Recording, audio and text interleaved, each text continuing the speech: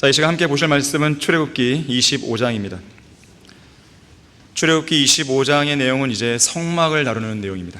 오늘은 성막에 관한 설교입니다. 출애굽기 25장,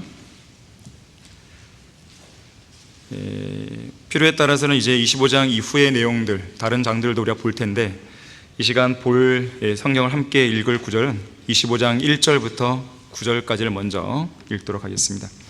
자, 1절 보시면, 주께서 모세에게 일러 말씀하시기를 이스라엘 자손에게 말하여 그들로 내게 예물을 가져오게 하고 자기 마음으로 기꺼이 드리는 모든 자에게서 너희는 나의 예물을 받을지니라. 이것이 너희가 그들에게서 받을 예물이니 금과 은과 놋과 청색, 자색, 주홍색 실과 가는 배실과 염소털과 붉게 물들인 순양의 가죽과 오소리 가죽과 시팀 나무와 등에 쓸 기름과 붓는 기름에 쓸 향료와 향기로운 향에 쓸 향료와 얼룩마노와 에봇과 흉배에 달 보석이니라. 내가 그들 가운데 거할 성소를 나를 위하여 그들로 만들게 하라.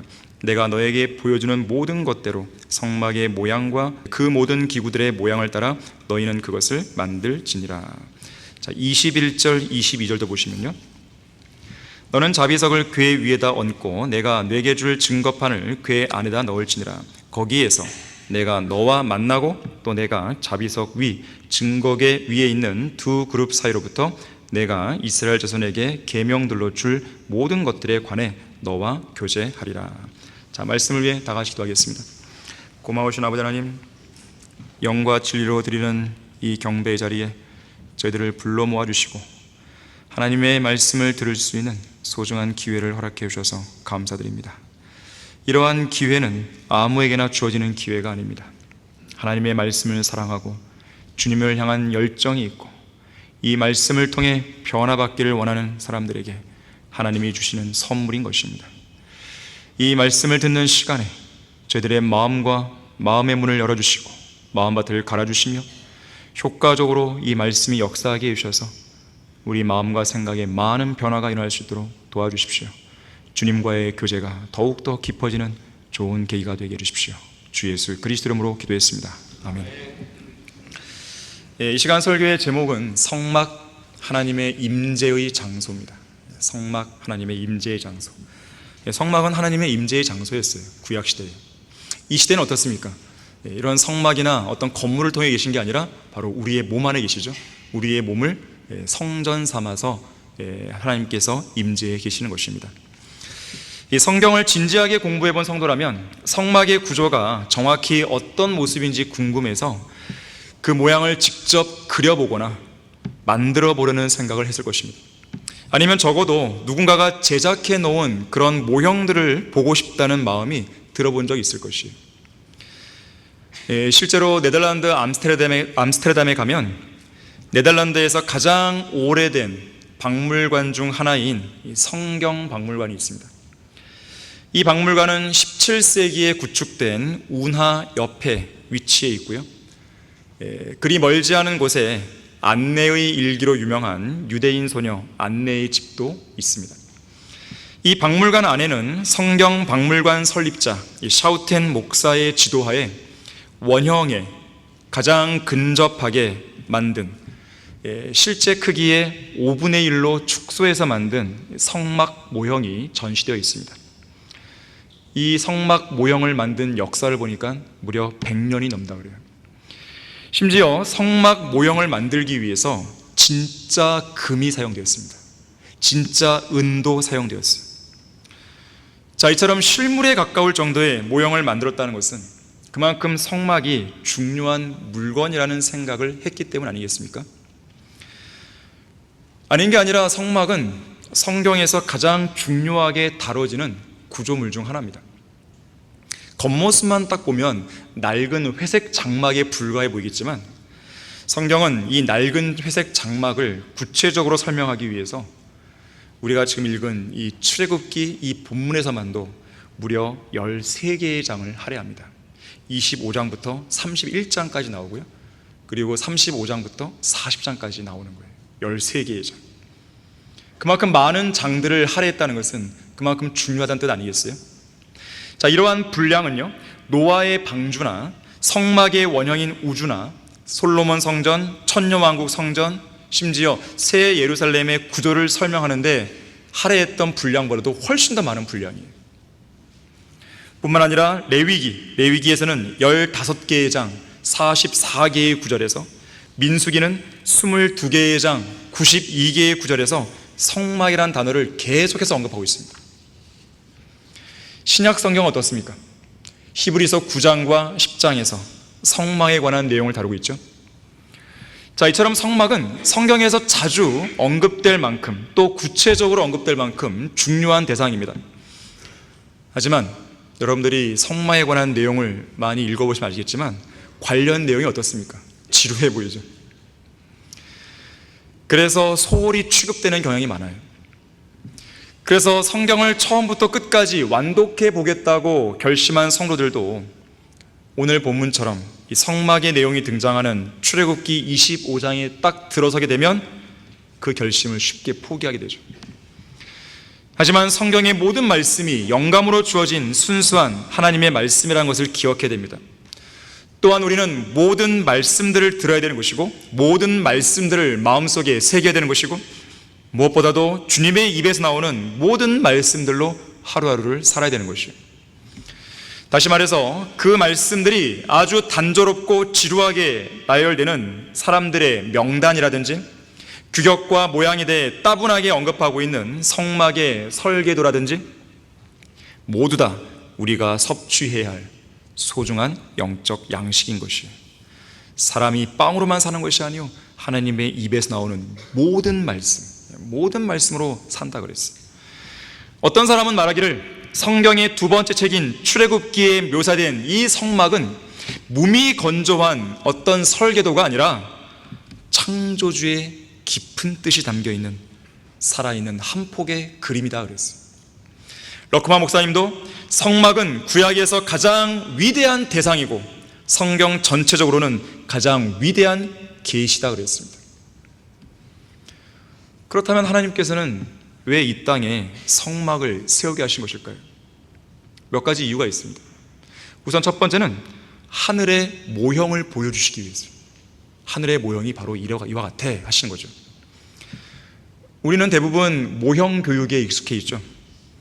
학교 선생님들은 이 시청각 자료를 통해서 학생들을 교육시키는데 특히 모형을 보여주면서 교육시키죠. 천체의 모습이라든지 화산 활동 등 어떠한 실체나 실제 현상에 대해서 설명할 때 모형을 통해서 보여주는 거예요. 자, 성막은 하나님이 거하시는 처소, 하늘의 위대한 모형입니다. 우리가 직접 찾아볼 수는 없지만 제가 읽어드릴게요. 히브리서 8장 5절에서는요, 그들이 섬기는 것은, 구약 성도들이 섬겼다는 것이죠. 섬기는 것은 하늘에 있는 것들의 본보기와 그림자라. 모세가 성막을 지으려고 할 때에 하나님께 지시를 받은 것과 같으니 그분이 말씀하시기를, 보라, 너는 모든 것을 산에서 내게 보여준 모양을 따라 지으라 그랬다고 했어요. 또 히브리서 9장 23절 24절도 그러므로 하늘들에 있는 것들의 모형들은 이런 것들로 깨끗게 할 필요가 있었으나 짐승의 피로 깨끗게 하는 것이죠. 하늘에 있는 것들 그 자체는 이것들보다 더 좋은 희생 제물들로 헤아리라. 이는 그리스도께서 실물의 모형인 손으로 만든 성소들에 들어가지 아니하시고 바로 그 하늘 자체에 들어가셔서 우리를 위하여 하나님의 면전에 지금 나타나 계시기 때문이라. 실물, 하늘 그 자체의 모형이 바로 성막이라는 것입니다. 두 번째로, 성막이 세워진 목적 두 번째는 하나님께서 그분의 백성들 가운데 거하시기 위한 겁니다. 그분의 백성들 가운데 거하시고 다니시기 위한 것이요, 그분의 백성들 가운데 거하시고 다니시면서 그들의 하나님이 되시기 위함이에요. 그래서 성막을 세우신 것이요. 그렇기 때문에 오늘 본문 8절에 보니까 내가 그들 가운데 거할 성소를 나를 위하여 그들로 만들게 하라 했어요. 하나님은 우리와 함께 거하고 싶으세요. 예수 그리스도의 또 다른 이름이 뭐죠? 임마누엘. 그 뜻이 뭐죠? 우리와 함께 하시는 하나님. 하나님은 우리와 함께 하시기를 원하세요. 구약시대는 성막을 통해 그렇게 하기를 원하셨던 것이에요. 영원하신 하나님은 하늘의 처소에만 머물러 계시지 않고 이 땅에서 거하실 처소를 마련하신 것입니다. 그중 하나가 바로 율법시대의 성막이었어요. 하지만 오늘날 교회 시대에는 그리스도인들의 몸을 거처로 삼으신 것이요, 우리들의 몸을 성령께서 거하시는 성전이라 부르시면서 우리 안에 거하시는 거예요. 이처럼 성막은 하나님의 임재의 장소였고 그분의 백성들인 이스라엘을 하나님께로 모아주는 중심 장소가 된 것이에요. 당시에 성막 주위에는 백성들이 머물러 있었죠. 바로 어두컴컴한 장막들을 주위에 설치한 것이요, 그리고 그 안에 머물러 있는 것이죠. 그리고 바로 그 중심, 백성들이 거하고 있는 그 장막들의 바로 그 중심에 하나님의 임재의 장소, 성막이 있었던 것입니다. 자, 세 번째 목적은요, 이 땅에 거룩하고 독특한 민족으로 세우신 백성들과 교제하시기 위해서입니다. 왜 하나님께서 우리와 함께 거하시길 원하겠어요? 우리와 교제하기를 원하신 거죠. 우리와 단 한마디의 대화도 나누길 원치 한다면 뭐하러 거하시겠습니까? 우리와 이야기하기를 원하시는 거예요. 말씀을 통해 이야기를 원하시고 우리의 기도를 들으시기 원하는 거죠. 거기 본문 22절 보세요. 아까 우리가 읽었는데, 거기에서 내가 너와 만나고 또 내가 자비석 위 증거계 위에 있는 두 그룹 사이로부터 내가 이스라엘 자손에게 준 계명들로 줄 모든 것들에 관해 너와 뭐 한다고요? 교제한다. 교제하기를 원하시는 거예요. 그래서 성막을 세우신 거예요, 이 땅에. 자, 마지막 네 번째 목적은요, 그렇게 교제하는 가운데 우리에게 복을 주시기 위한 겁니다. 자, 거기 출애굽기 20장 24절 보십시오. 20장 24절. 너는 땅의 제단을 나에게 만들어서 그 위에 너의 양들과 너의 소들로 번제와 화목제물을 바치라. 자, 성막에 보게 되면 번제단이 있잖아요. 예, 거기에 바치라는 거예요. 근데 보세요, 내가 나의 이름을 기억하는 모든 곳에서 내게 내려와 너에게 복을 주리라. 이것이 네 번째 목적인 것이, 성막이 세워진 목적입니다. 자, 그래서 이스라엘 백성이 하나님과 교제한다는 것, 하나님과 함께 거하고 하나님과 교제하며 살고 하나님으로부터 복을 받고, 자, 이러한 것은요, 이 세상 어떤 이방 민족도 누릴 수 없었던 대단한 영예였던 것입니다. 가장 위대한 특권이었어요. 자, 이 시간 저는 성령께서 거하시는 성전된 우리가 하나님의 임재와 하나님과 나누는 교제 속에서 얼마나 위대하고 얼마나 놀라운 영예와 특권을 우리가 누리고 있는지 여러분을 일깨워주기 위해서 하늘의 모형이자 하나님의 임재의 장소였던 이 성막으로 여러분을 인도하고자 합니다. 함께 율법의 성막 안으로 들어가면서 이 세상 어디에서도 찾아볼 수 없는 하나님의 위대한 뜻, 귀중한 진리들, 위대한 계시, 그리고 소중한 교훈들을 우리 마음속에 새겨볼 수 있는 그런 시간이 되기를 바라는 것이에요. 자, 성막을 통해 교훈을 배우라. 첫 번째로 하나님과 교제를 누리기 위해서는요, 선행 조건이 있습니다. 가장 먼저 하나님과 화해를 해야 돼요. 화해. 우리는 예수 그리스도의 피로 화해한 사람들이죠. 자, 그래서 이 성막의 뜰 안으로 딱 들어서면 가장 먼저 보는 것이 뭐예요? 놋 번제단입니다. 불이 활활 타오르고 있는, 재물을 태우고 있는 놋 번제단을 처음 보는 것이죠. 자, 거기 출애굽기 27장 1절 2절 보십시오. 출애굽기 27장 1절 2절 보시면, 너는 시팀 나무로 제단을 만들되 길이가 5큐빗, 너비가 5큐빗이며 제단은 네모 반듯하고 그 높이는 3큐빗이 되게 하라. 그 네 모퉁이에는 뿔들을 만들되 그 뿔들은 같은 데서 나오게 하고 그것을 놋으로 입힐지니라. 자, 제단을 만드는 데 사용된 재료를 보니까 시팀 나무로 만들고 그 전체를 놋으로 입혔죠. 시팀 나무. 자, 나무는 사람으로 오신 예수 그리스도를 예표해 줍니다. 인성, 예수 그리스도의 인성을 보여주죠. 반면에 놋은 심판을 의미합니다. 심판. 성경에서 놋은 심판을 의미해요. 자, 그래서 놋 번제단, 이것은 뭘 의미하냐면 지옥에 갈 수밖에 없는 죄인들을 대신해서 불의 심판과 형벌을 받으신 인자이신 예수 그리스도를 모형적으로 보여주는 거예요. 특히 여기 번제단의 규격을 보세요. 길이가 5큐빗, 너비가 5큐빗, 그리고 높이는 3큐빗. 참고로 5절 말씀에 따르면 이 3큐빗의 높이 중에서 제물을 태우게 될 그물망, 이 그물망의 높이를 보니까 절반 높이죠. 이 번제단이 있으면 그 안에 속으로 들어가는 것이에요, 이 그물망이. 그래서 1.5큐빗을 보게 됩니다. 참고로 알아두시고요. 여기서 숫자 5가 강조되죠. 5큐빗, 5큐빗.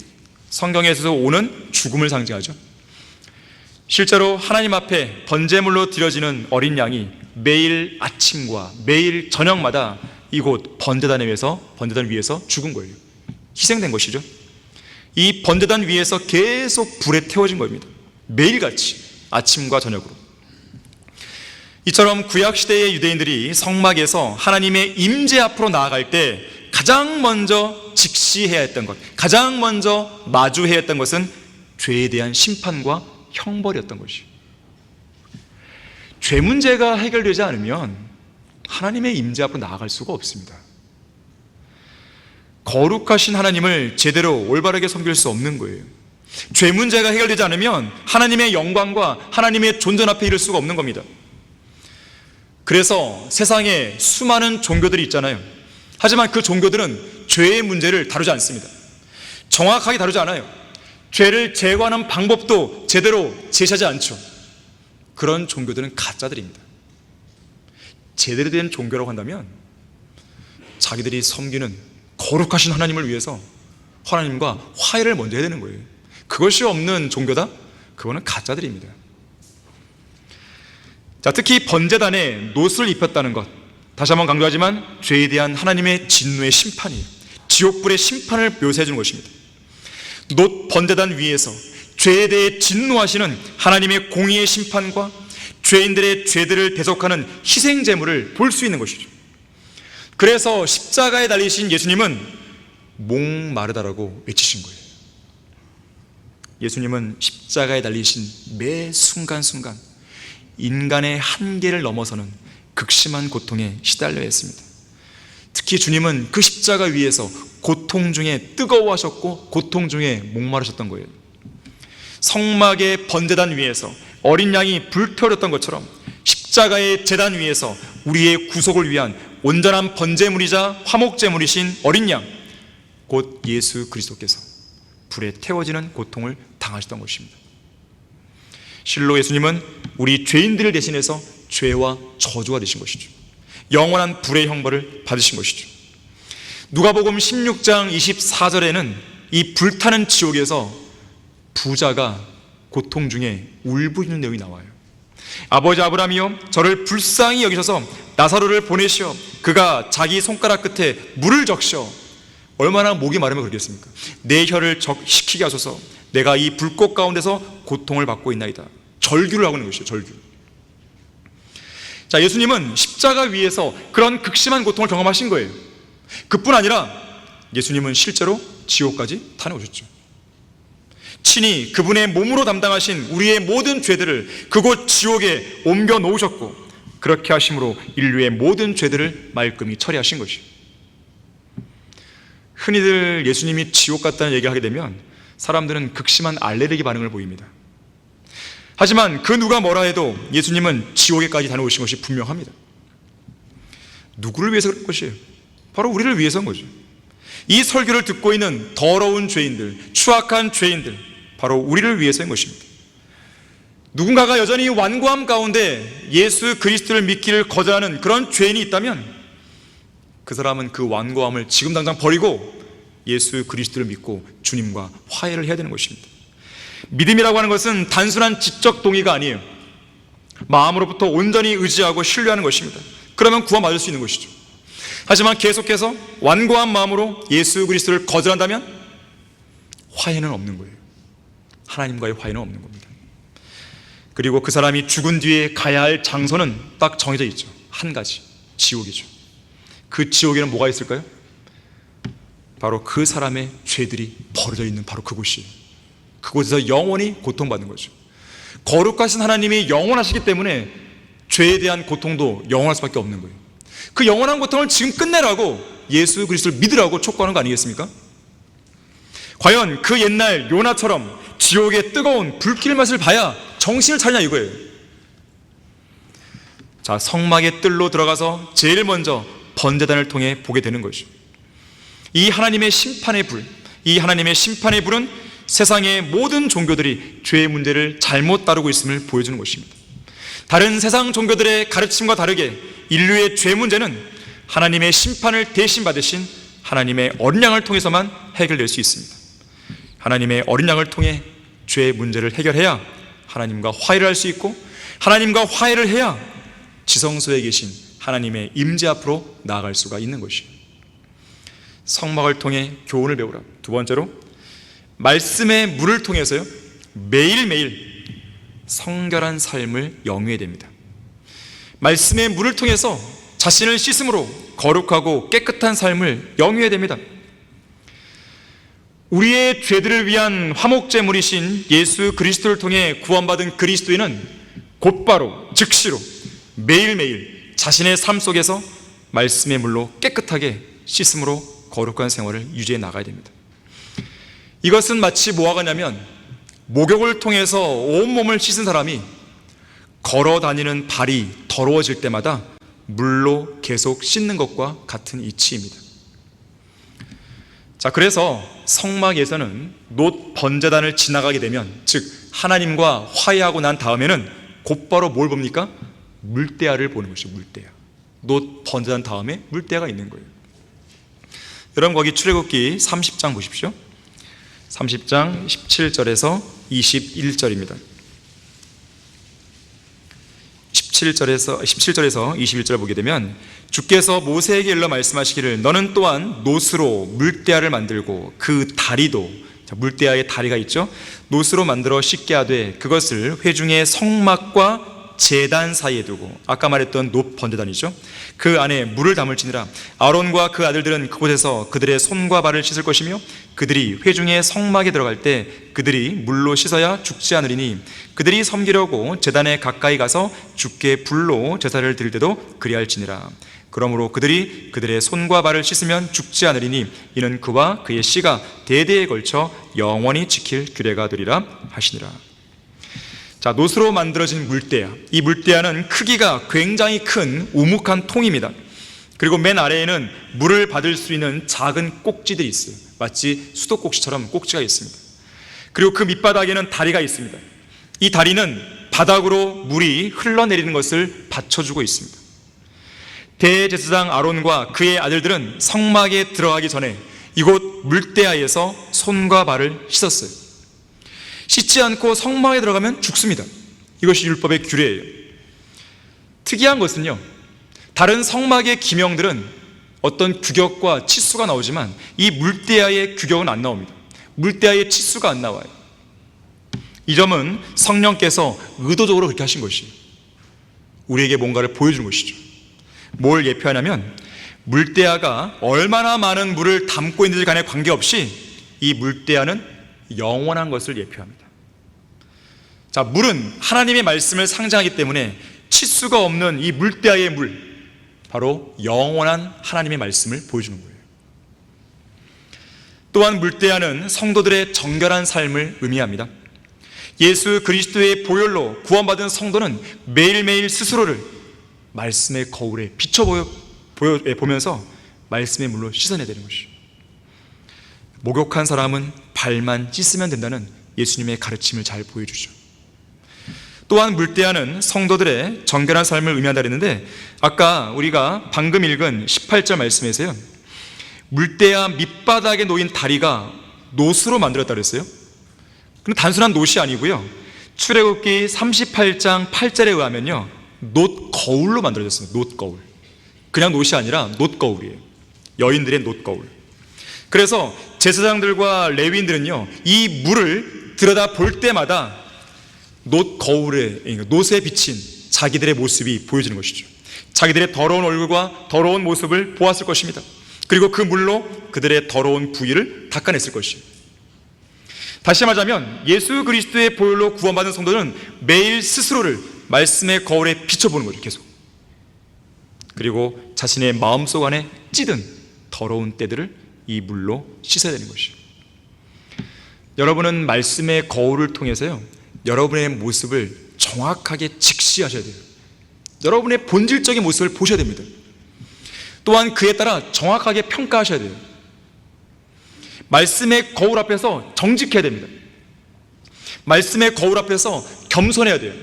말씀의 거울 앞에서 자신의 얼굴을 대충대충 보거나 경거망동하지 말고 가만히 그 거울에 비친 참 모습을 진지하게 제대로 볼 수 있어야 돼요.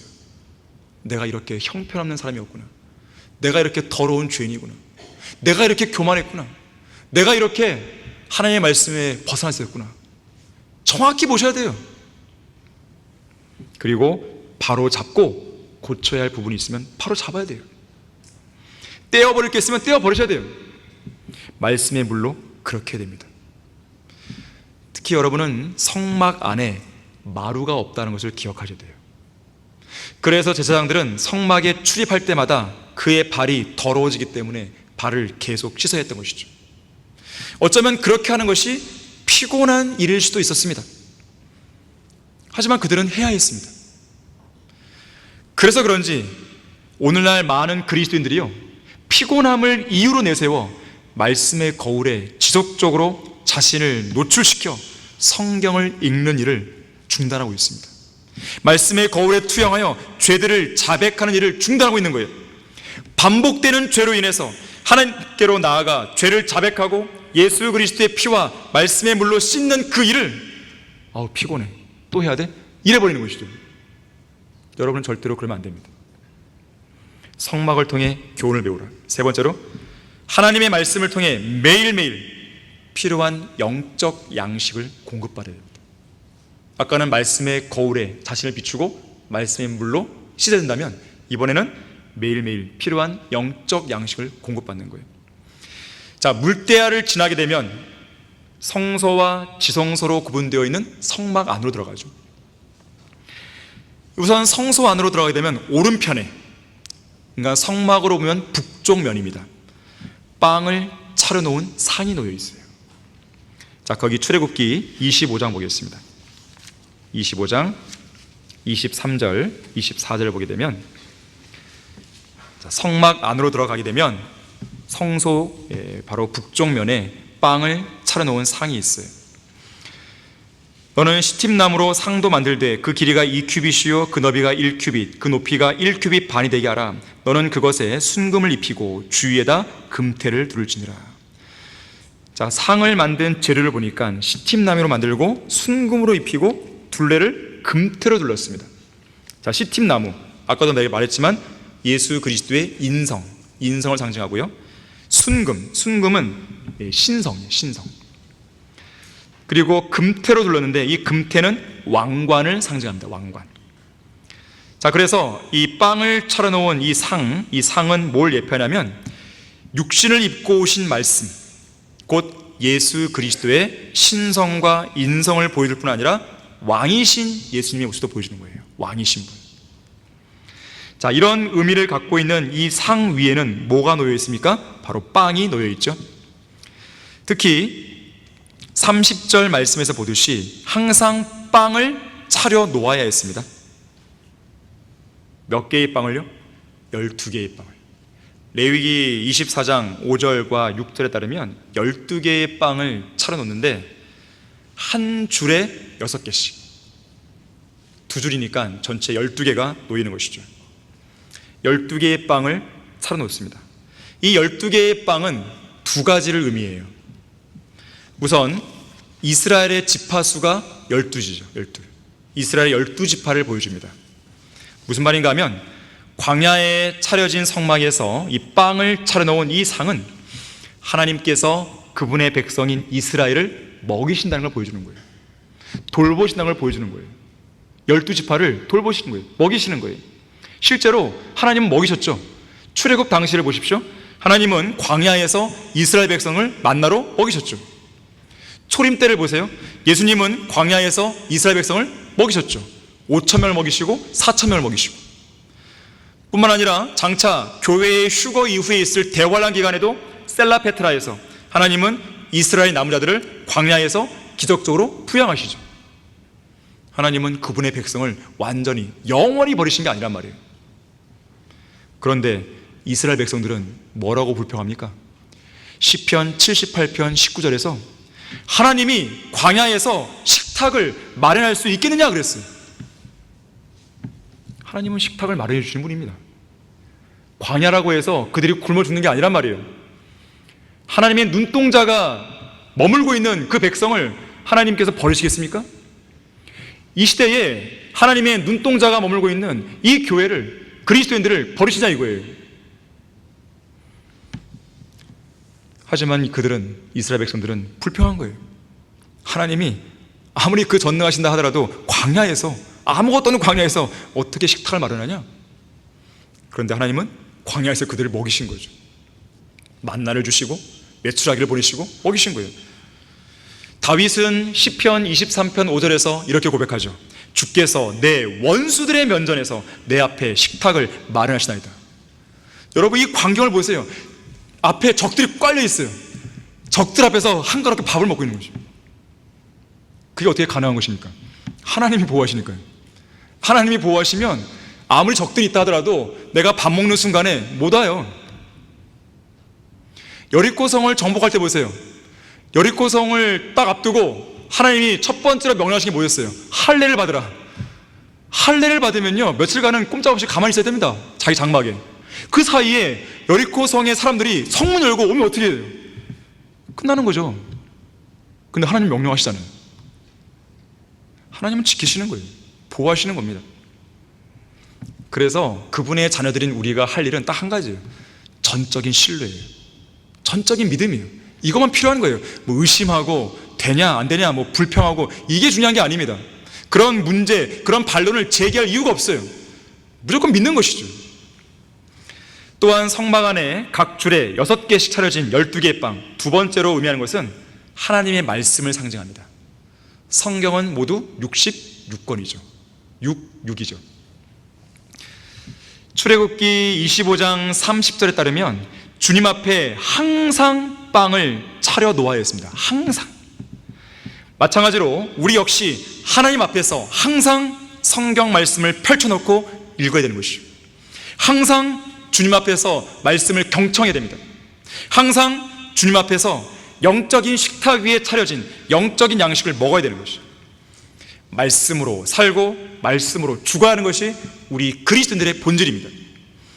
그런데도 많은 성도들이 빵을 차려 놓아야 할 그 상 위에 빵을 아예 치워버리는 것이죠. 쓰레기통에 버려버리는 것이죠.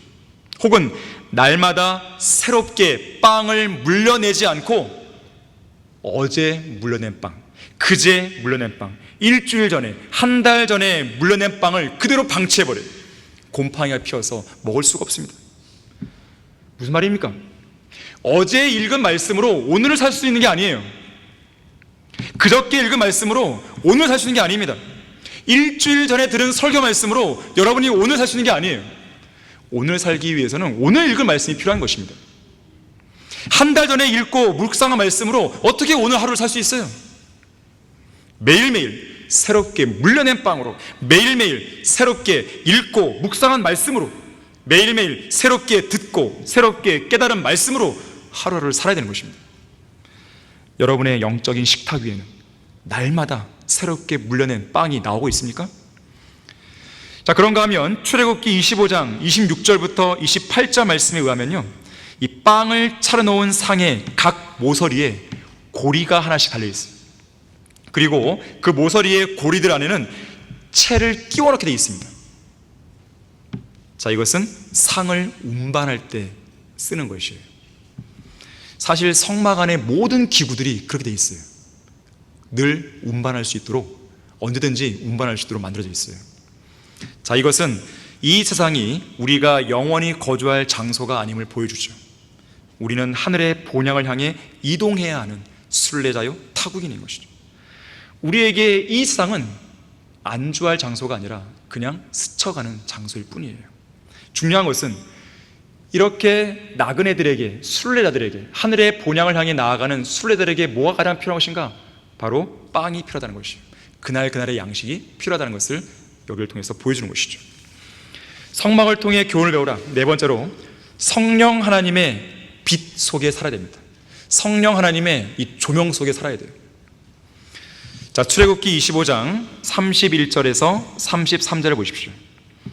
이 빵을 차려놓은 상 맞은편에 보게 되면 금촛대가 놓여 있어요. 너는 순금으로 촛대를 만들되 그 촛대를 두들겨서 만든 것으로 만들지니 그 대와 그 가지들과 그 대접들과 그 꽃받침들과 그 꽃들을 같은 데서 나오게 하고 6가지를 촛대 옆쪽에서 나오게 하되 촛대의 3가지는 이쪽에서 나오게 하고 촛대의 3가지는 저쪽에서 나오게 하며 이쪽 가지에 아몬드같이 만든 대접 셋과 꽃받침 하나와 꽃이 하나 있게 하고 저편 가지에도 아몬드같이 만든 대접 셋과 꽃받침 하나와 꽃이 하나 있게 하여 촛대에서 나온 6가지에 그렇게 할지니라. 금촛대, 순금으로 만들어집니다. 앞서도 얘기했지만 금은 신성을 의미한다고 했어요. 이 촛대는요, 창문이 없는 어두운 성소 안에서 불을 밝힐 수 있는 유일한 빛이었습니다. 그 빛을 밝히는 금촛대, 바로 성령 하나님을 예표해요. 특히 그 빛이 상 위에 차려놓은 빵을 비추고 있는 것이죠. 또한 이따가 언급하겠지만 금향단을 비추고 있는 거예요. 향제단. 이것은 우리에게 뭘 보여주냐면, 자, 빵을 차려놓은 상, 그 빵은 이 말씀을 상징한다고 했어요. 이제 언급할 이 금향단, 이것은 기도를 상징합니다. 즉 말씀을 읽을 때나 기도를 드릴 때나 누가 필요한 거예요? 성령 하나님의 조명이 필요한 것이에요. 성령 하나님의 도움이 필요한 겁니다. 또한 그 가운데 촛대 하나가 촛대 양쪽으로 3가지씩 나온 6가지와 함께 모두 7개의 불을 밝히고 있어요. 가운데 하나 딱 가지가 있는 곳이고 중심 가지가, 그리고 옆으로 3개씩 뻗어나온 것이에요. 총 7개죠. 자, 성령께서는 7영이시죠. 이사야 11장 2절에 보니까 성령 하나님을 7개의 영으로 묘사하고 있습니다. 주의 영이 그의 위에 머물리니 지혜와 명철의 영이요 계획과 능력의 영이며 지식과 주를 두려워하는 영이라고 했어요. 자, 성령님은 주의 영이, 지혜의 영이, 명철의 영이, 계획의 영이고 능력의 영이고 지식의 영이고 주를 두려워하는 영인 것이죠. 7명이죠, 7명. 그래서 7 금촛대가, 그러니까 금촛대의 7가지가 그걸 보여주는 것이에요. 중요한 것은 성막 안에 금촛대에 켜진 이 촛불은요, 꺼지면 안 돼요. 계속 켜져 있어야 됩니다. 우리 안에 성령께서는 계속 불을 밝히고 계셔야 되는 거예요. 마치 번제단 위에 불이 항상 타고 있어야 하는 것처럼 이 금촛대의 불도, 촛불도 계속 켜져 있어야 되는 것입니다. 거기 출애굽기 27장 보십시오. 27장 20절 21절 보시면, 또 너는 이스라엘 자손에게 명령하여 올리브를 찌어낸 순수한 기름을 불을 밝히기 위해 내게 가져오게 해서 등에 항상, 자, 항상이죠, 불이 켜있게 하라. 회중의 성막 안 증거궤 앞 휘장 밖에서 아론과 그의 아들들은 저녁부터 아침까지 주 앞에서 그 등을 정돈하여 그것이 이스라엘 자손을 위하여 대대로 영원한 규례가 되게 할지니라. 자, 항상 불이 켜있는 것이죠. 자, 이것은 성령 하나님께서 그분의 성도들과 영원히 함께 한다는 것을 예표해 줍니다. 떠나시지 않는 것이죠.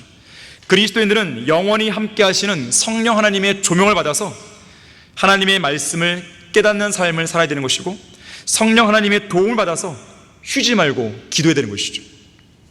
그 안에 영원히 내주하시는 성령님을 슬프게 하면 안 되는 것입니다. 특히나 빛이신 성령 하나님께서 조명해 주지 않으시면요, 이 땅에 어떤 인간도 조명을 얻을 수 없어요. 말씀을 깨달을 수 없어요. 어떤 깨달음도 얻을 수 없습니다. 어떤 일이 있어도 우리 안에 그 성령의 빛과 조명이 항상 유지가 되고 있어야 되는 것이에요. 이 사무엘상 3장에 보게 되면요, 이 사무엘이 등장할 그 무렵에 당시의 재판관이자 제사장이 엘리였거든요. 그 시대에는요, 등불이 항상 켜져 있지 않았습니다. 사무엘상 3장 3절에 의하면 등불이 꺼져 있는 시간대가 있었어요. 그러다 보니까 사무엘상 3장 1절에서는 당시에 대한 시대적인 배경을 이렇게 평가합니다. 주의 말씀이 귀하여 환상이 나타나지 않았다고 그랬어요. 성령님의 조명이 꺼지게 되면 말씀을 깨달을 수가 없는 거예요. 말씀을 제대로 이해할 수 없습니다. 하나님의 말씀을 들을 수 있는 시대가 그냥 저버리게 된 것이죠.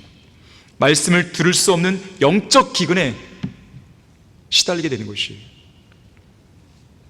자, 성막을 통해 교훈을 배우라. 다섯 번째로, 성령 안에서 드리는 기도를 통해 하나님의 임재 안으로 들어가야 됩니다. 성령 안에서 드리는 기도를 통해서 하나님의 임재로 들어가야 돼요. 자, 출애굽기 30장 1절부터 3절까지입니다. 바로 금향단에 관한 이야기예요. 이 성소 안에는 세 가지가 있는데, 바로 북쪽 면에 이 빵을 차려놓은 상이 있는 것이고, 그 맞은편 남쪽 면이죠. 바로 여기에 금촛대가 있는 것이고, 그리고 이 정면에 보게 되면 금향단이 있어요. 향제단. 30장 1절 보시면, 너는 향을 피울 제단을 만들되 시팀 나무로 만들지니라. 그 길이가 1규빗, 그 폭이 1규빗으로 네모 반듯하게 하고, 또 그 높이는 2규빗이 되게 하며, 그 뿔들은 같은 데서 나오게 할지니라. 너는 제단 위와 옆과 둘레와 뿔들을 순금으로 입히고 그 둘레에 금태를 둘지니라.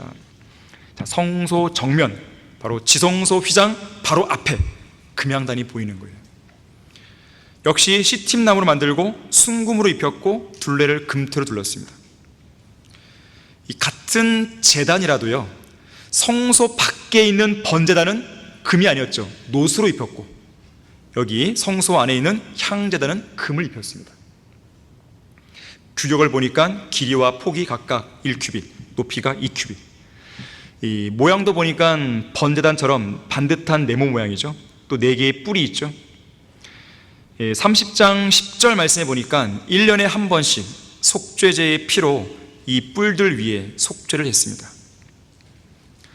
특히 금향단 위에는 금향로가 있었어요. 금향로. 금향단은 고정되어 있지만 금향로는 갖고 움직일 수 있습니다. 제사장은 숯불로 가득 찬 이 향로 위에 향을 놔서요, 향 연기가 언약궤 위에 있는 자비석을 덮게 했어요.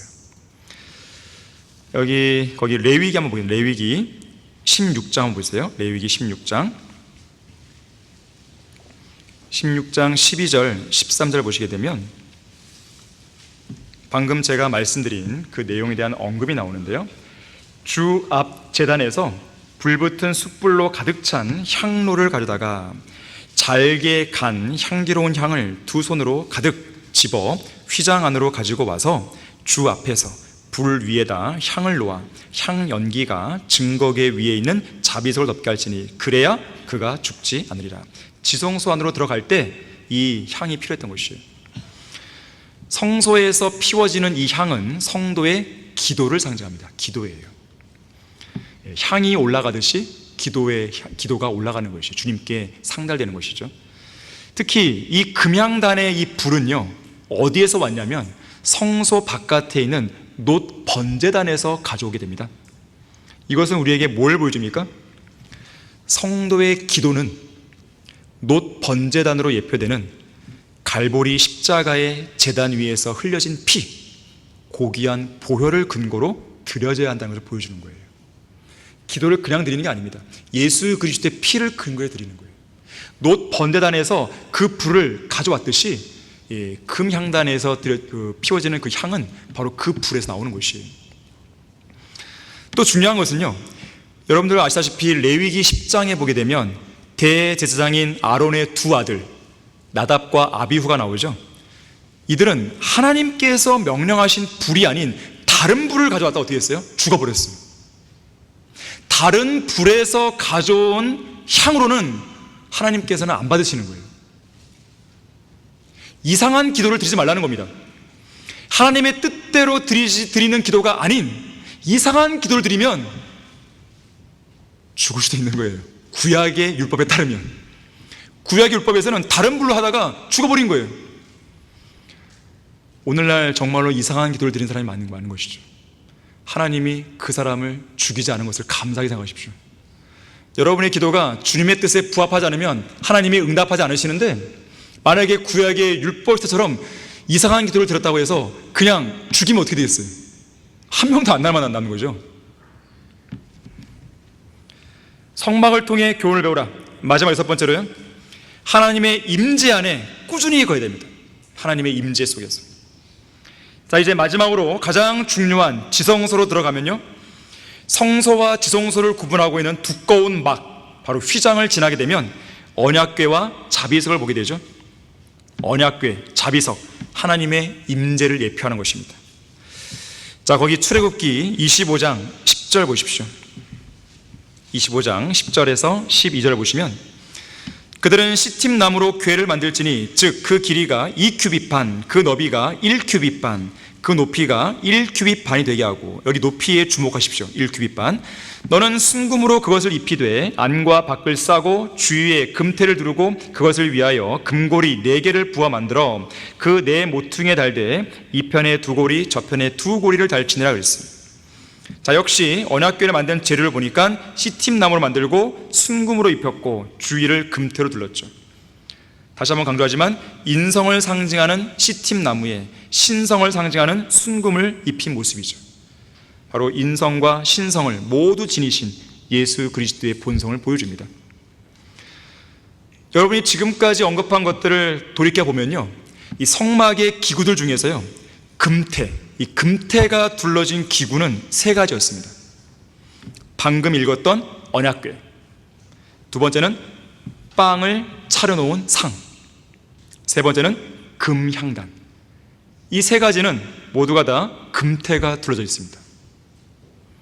순서대로 보자면 언약궤는 하나님의 임재와 연관되어 있으니까 아버지 하나님의 모습을 보여주고, 빵을 차려놓은 상은 말씀이신 예수 그리스도와 연관되고, 금향단은 신음으로 중보하시는, 우리가 기도할 때 신음으로 중보하시는 성령 하나님, 말할 수 없는 신음으로 중보하시는 성령 하나님을 예표해 주고 있죠.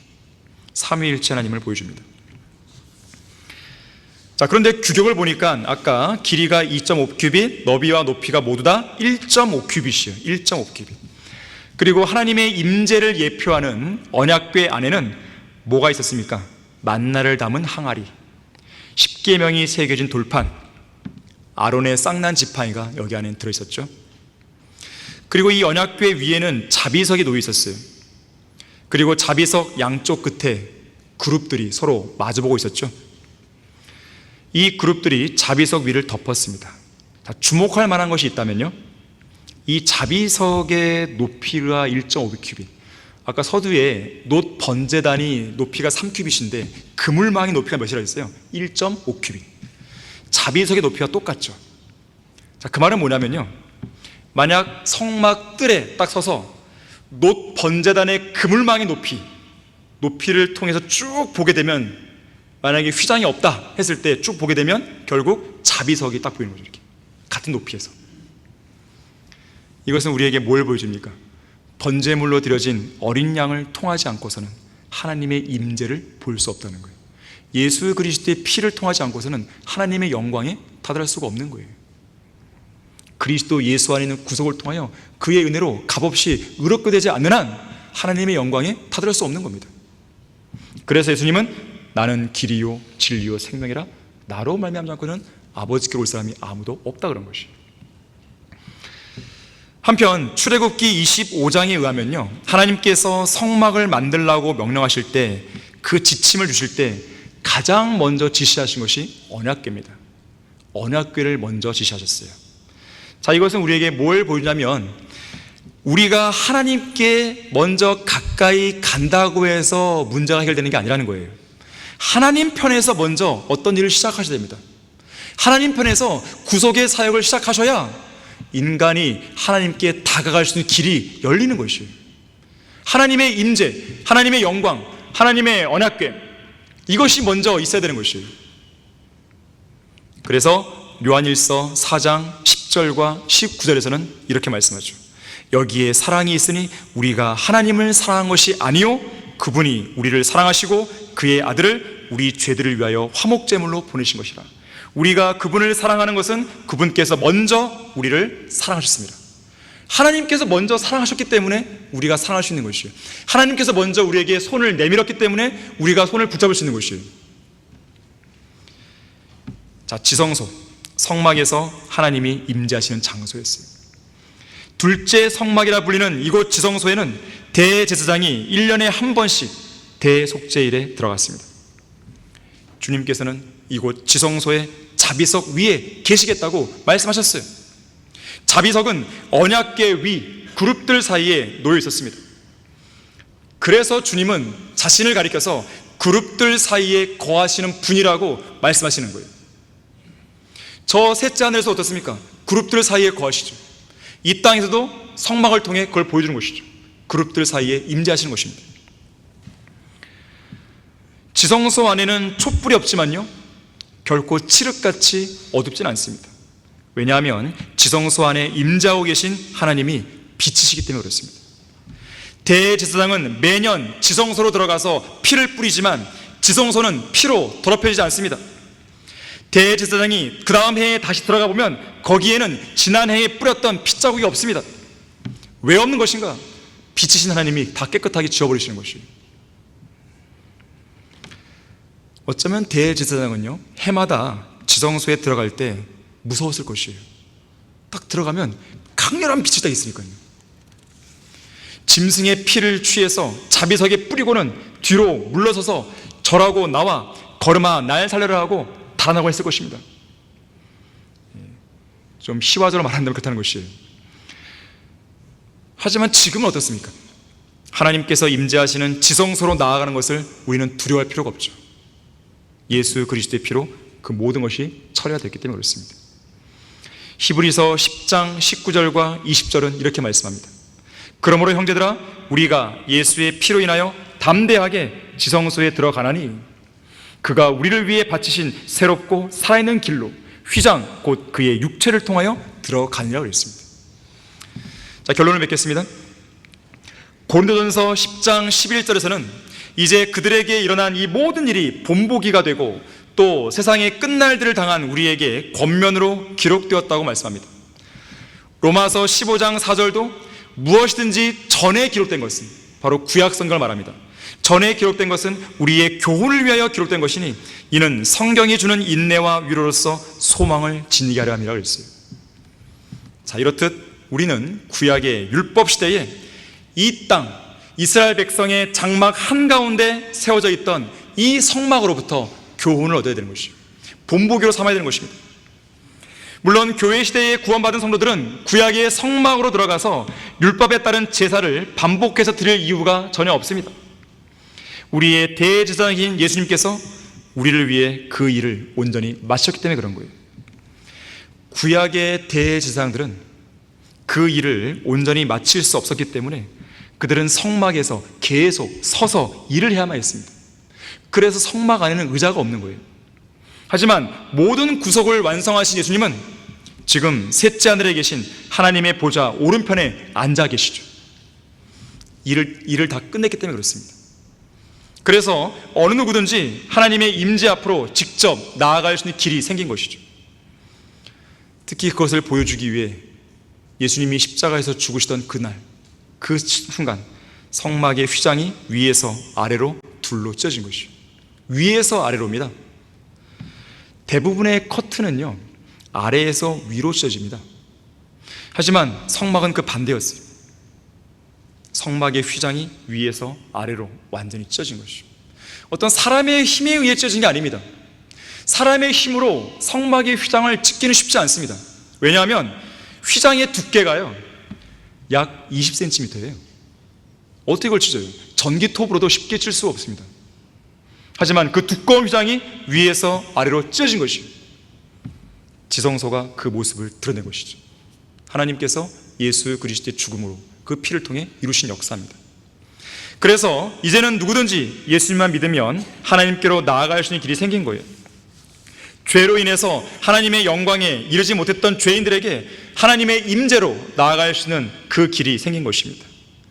본래 우리 모두는 죄의 삭은 사망이요라는 말씀대로 지옥에서 멸망받을 수밖에 없는 그런 죄인들이었지만 대제사장이신 예수님께서 자기 자신을 희생제물로 바치심으로써 우리로 하여금 하나님과 화해하게 하셨고 화목하게 하셨고 그 결과 하나님의 임재 안으로 들어가게 하신 것이에요. 이것이 가능한 이유는 이미 대제사장께서 지성소로 들어가서 하나님의 임재 안으로 들어갔기 때문에 그렇습니다. 물론 위험이 있는 왕의 보좌 앞으로 나아가는 것은 매우 두렵고 떨리는 일이에요. 하지만 구원받은 성도에게는 그러한 위험의 보좌가 담대히 나아갈 수 있는 은혜의 보좌로 인식되고 있습니다. 왜냐하면 그 보좌로 나아가는 길에 예수 그리스도의 피가 흘려졌기 때문에 그렇습니다. 예수님의 피는 주의 보좌로 나아갈 수 있는 대로를 활짝 열어놓은 것이에요. 전에는 수많은 죄들이 우리의 길을 막고 서서 고소하고 정죄하고 진노의 심판과 멸망을 통해 우리를 두렵게 하고 저지했지만, 이제는 주님의 위대한 구속사역에 따른 그 보혈이 그 모든 죄와 그 모든 두려움을 일순간에 걷어버린 것이에요. 십자가의 은혜로 그 길이 마련된 것입니다. 그래서 우리는 언제든지 은혜의 보좌로 나아갈 수 있어요. 여러분이 신실한 삶을 살았든지 그렇지 않았든지, 죄를 지었든지 그렇지 않았든지, 항상 그리스도의 피를 신뢰함으로써 은혜의 보좌로 나아갈 수 있는 것입니다. 보좌로 나아갔을 때 하나님은 왜 왔냐고 핀잔을 주지 않습니다. 면박을 주지 않습니다. 나는 지금 시간이 없으니까 만나지 못하겠다, 그런 말씀도 안 하세요. 다음에 오라고 만날 시간을 연기도 안 하십니다. 또한 우리가 주님의 보좌 앞으로 나아갈 때 누군가의 검문 검색을 받을 필요도 없어요. 여러 단계를 거쳐서 어렵게 주님의 보좌 앞으로 나아갈 필요도 없습니다. 보좌로 나아가는 그 길에 흘려진 그리스도의 피를 의지하기만 하면 언제든지 어디에서든지 나아가서 주님의 은혜를 공급받을 수 있는 것이에요. 그래서 여러분들은 은혜의 보좌로 나아갈 수 있는 한 계속해서 나아가야 됩니다.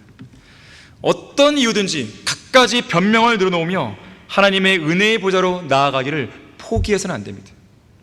은혜의 보좌로 나아갈 수 없을 것만 같은 그런 생각이 들수록 더 보좌로 나아가야 되는 거예요.